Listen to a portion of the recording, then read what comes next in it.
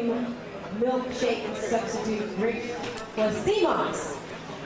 I didn't have any powdered sea moss today, but usually I put sea moss in the milkshakes or the non-dairy shakes. And sea moss, like Dr. Sebi was explaining, the body is made up or comprised of 102 minerals. Sea moss has 99 of those minerals in it.